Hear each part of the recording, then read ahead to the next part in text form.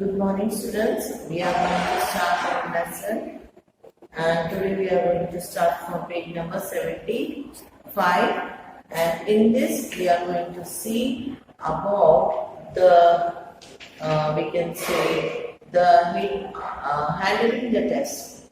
Handling the text in that we are going to see 6.3. Then it speaks about the search of commandants. तो यहाँ पर आज हम देखने जा रहे हैं कि जो महाभारत कहती है वो कितनी हद तक तथ्य है और जो महाभारत कहती है उसका प्रूफ अभी तक है हमारे पास या नहीं है। तो यहाँ पर अगर हम देखें तो जो एपिक महाभारत थी उसके अंदर बहुत सारा डिस्क्रिप्शन थे। उसमें इतने सारा डिस्क्रिप्शन है जैसे युद्ध है, जंगल है, महल है और उनके राज का एस्टेब्लिशमेंट है। अगर हम देखें तो बीएल लाल नाम के जो विशेषज्ञ थे जिन्होंने इसके बारे में क्या कह सकते हैं आर्कोलॉजिकल एक्सकैवेशन किया था, खोदा था और चीजें निकाली थी। तो 1951 और 52 में उन्होंने एक ऐसा गांव ढूंढा जिसका नाम हस्तिनापुर था, जो मेरठ में पाया जाता उत्तर प्रदेश के। हस्तिनापुर जो है वो आप सब जानते हैं इस एपिक में एक ऐसा जगह है जहाँ पे पांडव स्थित थे।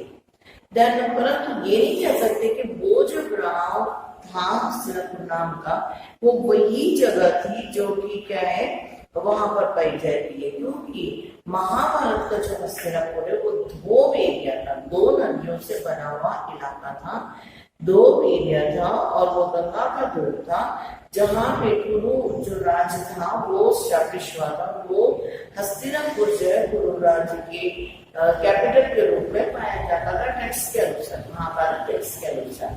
सो ये चीज प्रूव करना जरूरी था कि क्या वो जो गांव था वो वही था, पर ऐसा कुछ ठीक से देखने में नहीं आता। अब बीएल लाल साहब ने जो है वो 5 ऑक्यूपेशनल लेवल्स के लिए फाइंड आउट किए और जो लाल थे मिस्टर लाल जो थे उन्होंने 2 फ्रेसेस देखे, कंस्ट्रक्शन के 2 फ्रेसेस देखे। ये कंस्ट्रक्शन के 2 फ्रेसेस जो है उन्होंने अलग अलग समय पे खोद के निकाले। इसमें पहला जो फ्रेस था उसकी जो घर की दीवारें थी वो मिट्टी की बनी थी, मड ब्रिक्स, और वो बहुत ध्वस्त अवस्था थी। और हम देखें तो उन्होंने मड की प्लास्टर किए हुए चीजों को डिस्कवर किया और वो मड का प्लास्टर जो है हम अगर देखें तो रीड यानी कि सरकंडों के ऊपर करके दीवार को बनाया जाता था, ऐसा घर था। अगर हम देखें तो उसके बाद जो है जो उन्होंने जो सेकंड फाइंड आउट किया, थर्ड फेज में जब उन्होंने फाइंड आउट किया उसके अंदर उन्होंने पकाए हुए ईंट और हम देखें जार और जो ड्रेनेज है सिस्टम वो सारे ट्राइकोटा रिंग्स के जरिए जो बनाया हुआ देखा। उन्होंने देखा कि कुएं 2 तरीके से काम करते थे, एक तो पानी के लिए और एक जो है ड्रेनेज पिट के लिए यानी कि कचरा मरना उसके अंदर डंप करने के लिए। देन अगर हम देखें तो इस तरीके के कंस्ट्रक्शन का एपिक में कहीं वर्णन नहीं है। एपिक जो है वो नरेट करती है, कहानी बताती है एक बेहद डेवलप्ड अर्बन सेंटर का, शहर का, जो कि ऐसा शहर था जिसकी भव्यता के बारे में जितना वर्णन किया जाए कम है। तो यहाँ तो ये जो चीज है वो नाश हो चुकी, खत्म हो चुकी है, धरती पर नहीं रही बची है।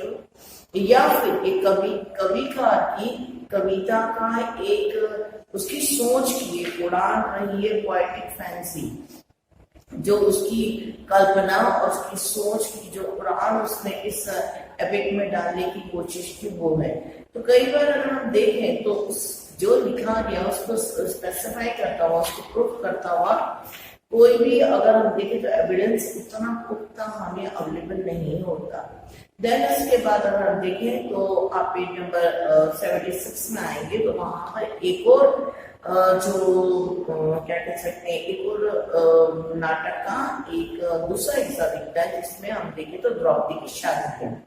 द्रौपदी की शादी में सबसे अहम मुद्दा जो महाभारत के अंदर लिखा गया वो है स्वयंवर जो किया गया था, और स्वयंवर के बाद पॉलिएंड्री जो बहु विवाह प्रथा जो थी उसको देखा गया। अगर हम यहाँ पे देखें तो इस कथा में ऐसे देखने में आता है कि किस प्रकार से उस जमाने में स्वयंवर का रचना की जाती थी, और दूर देशों से राजकुमार और दूसरे लोग आते थे और उसमें पार्टिसिपेट करते थे। तो द्रौपदीज मैरिज जो है वो भी एक बहुत बड़ा वर्णन के योग्य है। परंतु ऐसा अगर हम देखें तो उन इलाकों में जहाँ पे कभी कुरुवंश रहा होगा अभी देखने में नहीं आता। वहां पे अगर हम देखें तो पॉलिएंड्री सिस्टम या मैरिज सिस्टम सोसाइटी में अप्रेस्ड नहीं है और उसको लोग सम्मान नहीं देते। तो क्या शायद क्या जाने ऐसी पद्धति थी भी या क्या जाने नहीं। परंतु मैं आपको स्टोरी बिल्कुल नक्शा तरीके से बता देती हूँ। द्रुपद जो थे वो पांचाल के नरेश थे। पांचाल जगह का नाम है, और उन्होंने अपनी पुत्री द्रौपदी के लिए क्या किया, स्वयंवर का रचना किया। जब स्वयंवर की रचना उन्होंने की तो उन्होंने ये कहा कि जो भी मेरी पुत्री से विवाह करना चाहता है, जो कि सर्वगुण संपन्न है, तो उसे पानी के अंदर जो प्रतिबिंब है उसको देख के मछली की आंख पर तीर मारना, वैसे आप जानते हैं। वैसे तो इसमें कई सारे जो नरेश थे, नरेश माने जब राजा से भी ऊपर जो हो जाते हैं, तो वो लोग थे, वो लोग गए और उन्होंने इस तीर चलाने की कला का प्रदर्शन किया। परंतु अर्जुन ही है जिसने बिल्कुल जो मछली को मारा था, तो मछली को भी मछली की आंख में जाकर उसने क्या कर दिया, तीर दिया, लगा दिया। तो ये सारी जो चीज हुई, इसके कारण उनकी प्रतिष्ठा बढ़ी, और जो हम कह सकते हैं कि पांडव थे उनका सम्मान जो समाज में बढ़ा, और द्रौपदी ने सहर्ष हुए अपने पति के रूप में ग्रहण किया। परंतु प्रॉब्लम तब आई जब द्रौपदी को लेकर ये पांचों पुत्र घर पहुंचे और उनकी मम्मी ने ये मिसअंडरस्टैंडिंग में गलती से ये कह दिया कि ये तुम जैसा हर चीज को बांट के खाते हो, हर चीज को बांट के रहते हो, वैसे इसे भी बांट लो। उन्होंने ये नहीं सोचा कि स्त्री है, क्योंकि पुत्रों ने ये कहा था कि हम कुछ लेके आए, हम कुछ लेके आए, परंतु उन्होंने डिस्क्रिप्शन नहीं दिया कि हम बहू को लेके आए या हम जो है इंसान लेडी को लेके आए। तो यहाँ पर जो है माता जी इस बात को बोलते हैं कि पांचों बांट लो। तो इस बात को लेकर द्रौपदी अत्यंत रुष्ट हो जाती है, दुखी हो जाती है। तब द्रौपदी को जो है व्यास जी कहते हैं कि आपको रुष्ट नहीं होना चाहिए, ये पांचों जो है इंद्र के अवतार है, ये पांचों एक ही व्यक्तित्व है, परंतु ये इंद्र के अवतार है, और ये इनकी बीवी पिछले जन्म में आप ही थी, तो इस जन्म में भी आप ही रहेंगे। इसके अलावा व्यास जी ने और भी एक इंसिडेंट जो है द्रौपदी को समझाया कि एक जवान पुत्री थी, एक लड़की थी, वो जो सावन के जैसे व्रत करती है लड़कियां और एक अच्छे हस्बैंड की डिमांड करती है शिव जी से। तो उन्होंने भी जो है डिमांड की और शिव जी को एक्साइटमेंट में, और हम कह सकते हैं कि बहुत सारी सोच के साथ जो है वो वर्शिप करने पहुंची, और उन्होंने 5 बार पति के अलग अलग गुणों का वर्णन किया, एक साथ सारे गुणों का वर्णन किया। 5 बार उन्होंने आराधना की और 5 बार एक अलग अलग तरीके के गुणों का वर्णन कर डाला।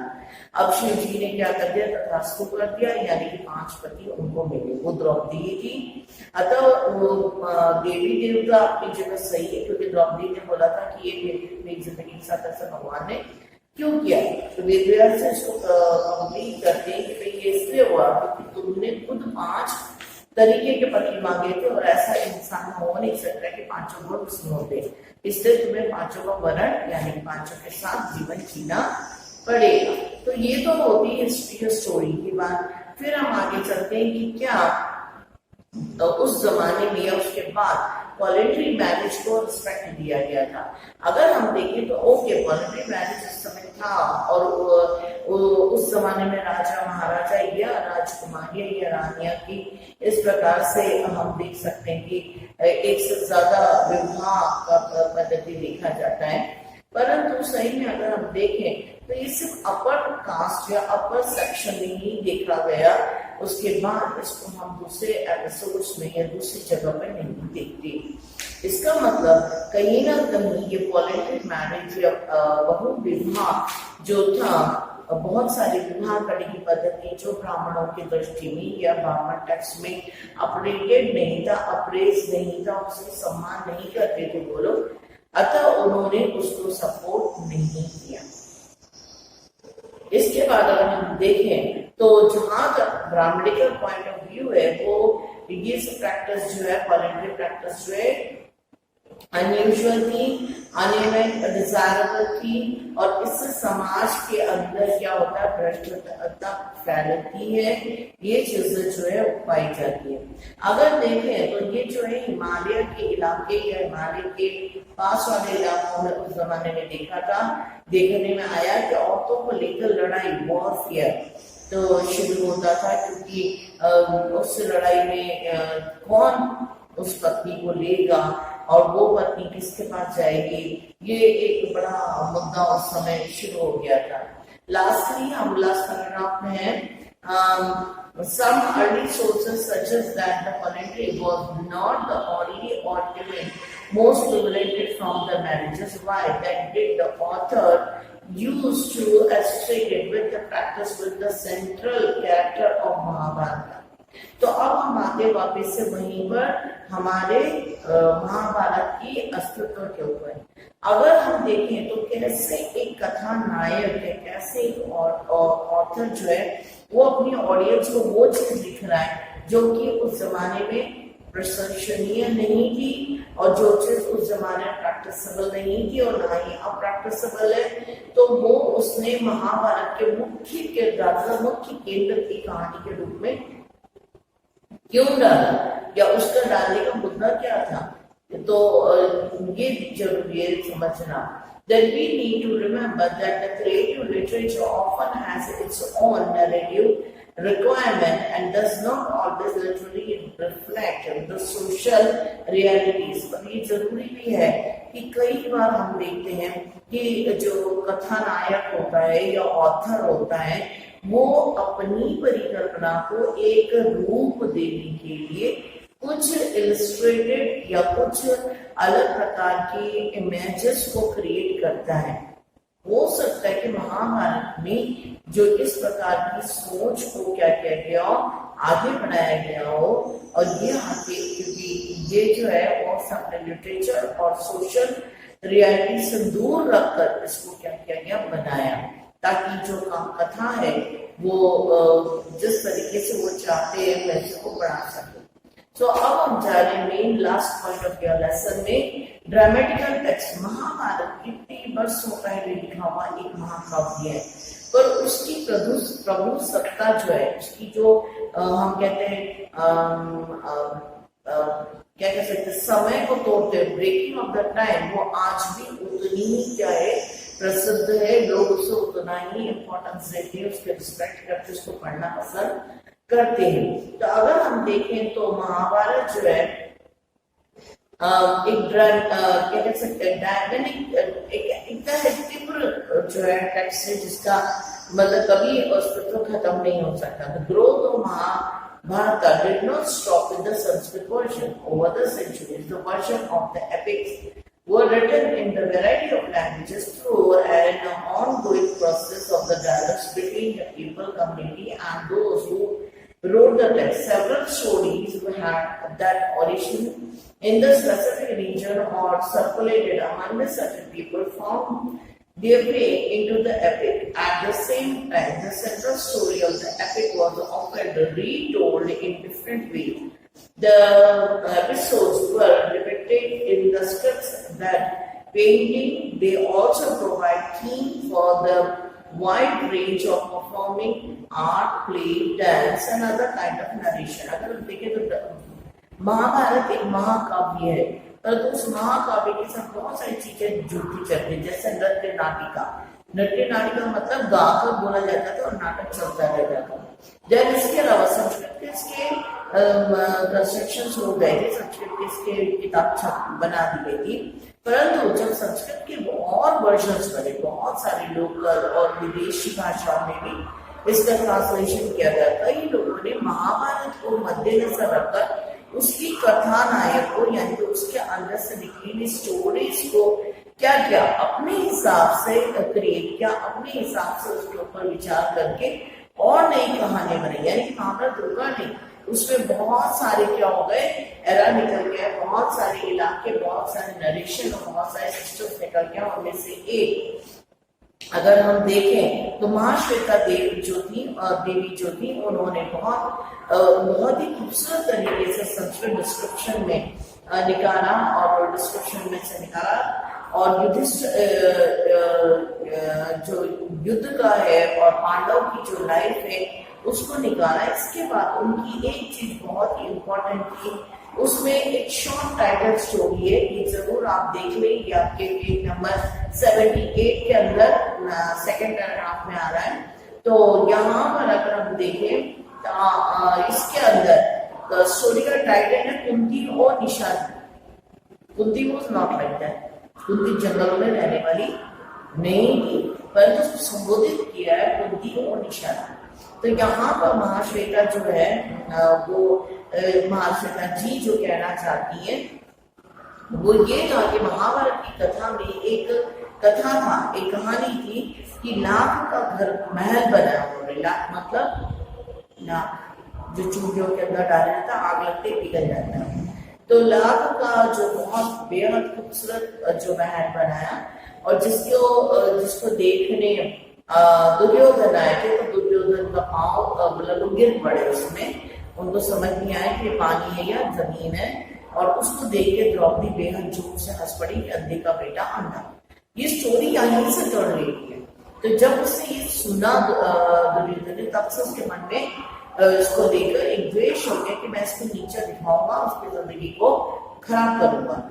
ऐसी तरह सती में उसने हायर किया किसी और लोगों को कि भाई इनका लाख का महल बहुत घमंड हो रहा है, इनको लाख का महल बनाया है उन्होंने और दुनिया में सबसे अद्भुत है, तो इस लाख के महल को हल्की सी चिंगारी की जरूरत है, आग लगा दो, उसको जला दो और ऐसा जलाओ कि ये पांचों उसके अंदर भस्म हो जाए। परंतु ऊपर वाले की देरी या कह सकते हैं स्टोरी का ट्विस्ट, इन पांचों को या इनको पांडवों को पता चल जाता है। इस कहानी में एक बहुत इंपॉर्टेंट किरदार है कुंती, मम्मी जो माँ थी, उसको पता चलते ही उसने अपने पांचों बच्चों को और अपने परिवार को बचाने के लिए एक षड्यंत्र खेला। इस षड्यंत्र के बारे में ये कहानी है जो कि क्या है महाश्वेता जी ने अपने इसमें बताया। उसमें क्या होता है, कुंती जो है वो एक आदिवासी लोगों को बुलाती है अपने घर पे। उस आदिवासी में एक बुढ़ी औरत और 5 पुरुष होते हैं। इन पुरुषों को और बुढ़ी औरत को बुलाती है और उनको वाइन सर्व किया जाता है। इतना वाइन सर्व किया जाता है कि वो पीकर बिल्कुल क्या कह सकते हैं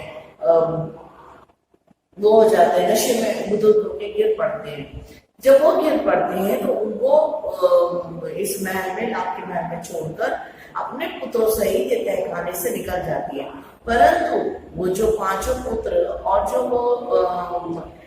उनकी माँ थी वो निशादी थी, यानी कि जंगल में आदिवासी औरत थी, तो वो जलकर भस्म हो जाते, मृत्यु को प्राप्त कर जाते हैं। अब कुंती कहाँ है? जंगल में, क्योंकि उसको वनवास मिला। कुंती बैठकर पृथ्वी को देखकर रोती है। वो डेली जंगल में एक जगह जाती है, बैठती है और पृथ्वी माँ से अपना विलाप करती है।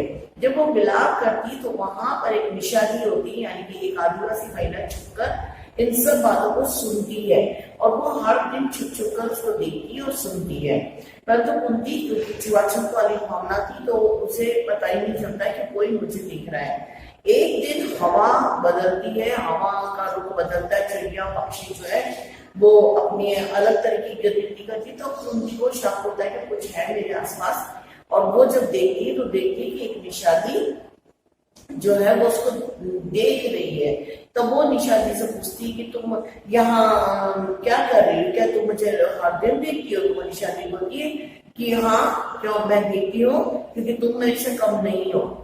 तो इस बात पे कुंती को थोड़ा सा दुख हो जाता है कि मैं कहाँ इतने बड़े परिवार की, और ये तो वो बोलती कि मैं कुंती हूँ। तब निशादी बताती है जो वो आदिवासी थे, तुम्हें याद है लाख का घर, और तुम्हें याद है कि एक निशादी औरत जो कि बुढ़ी थी और उसके 5 बच्चे थे, तुम इंसानों की हत्या करके अपने आप को क्या बहुत बड़ा सम्मानीय मानते हो। हम तो आदिवासी हैं, हम तो क्या है, हम एक नीचे जाते हैं, तो हम मतलब जरूरत होती तभी इस तरह के कोई हरकत कर रहे, जानवर को मार रहे या अपना भोजन इकट्ठा करते हैं, परंतु हमने कभी किसी इनोसेंट यानी कि जो मासूम है उनकी हत्या नहीं की। पर तुमने अपने स्वार्थ के लिए 6 मासूमों को क्या कर दिया, मृत्यु के घाट उतार दिया और अपने जीव को लेके घूम रही हो। और आज तुम पृथ्वी से शिकायत करती हो कि तुम्हें इस परिस्थिति में भगवान ने या पृथ्वी ने ला दिया। तो ये कहानी बताती कि ये कहानी महाभारत की नहीं, ये महाश्वेता जी की अपना प्रोडक्शन है, अपना देन है। पर ये कहानी अपने आप में बहुत इंपॉर्टेंट दिखाती है कि महाभारत से कई सारी और इसी प्रकार की कथाएं निकलती हैं, जिसमें पांचाली का खुद का दुख है, कई बार और कई और कैरेक्टर्स को लेकर बोला गया है। मैं आपको सिर्फ 2 क्वेश्चन दे रही हूँ क्योंकि दोनों क्वेश्चन बहुत बड़े रहेंगे, तो आप इसे पीडीएफ फॉर्म में ही डालेंगे। बेटर आप जो है पहला आपका पेज नंबर 81 में आएंगे। पेज नंबर 81 में आप जो देखें तो क्वेश्चन नंबर 7 और 8, ये 7 और 8 जो है आप इसको जो है एटलीस्ट जो कम से कम 3 पेजेस के काम है, दोनों 6 पेजेस का काम हो जाएगा आपका। तो 6 पेजेस का ये काम है, आप लिख के डालें। अगर आपको तकलीफ होती है तो आप नोट्स बना रहे हैं आप लोग साथ, तो आप नोट्स के ऊपर ही इस क्वेश्चन को लिख लें और उसका क्या करें, पीडीएफ बनाकर मुझे सेंड कर सकते हैं। बार बार लिखने की अगर आपको दिक्कत आती है तो आप ये भी कर सकते हो, इतना आपके लिए रियायत मिली है उससे।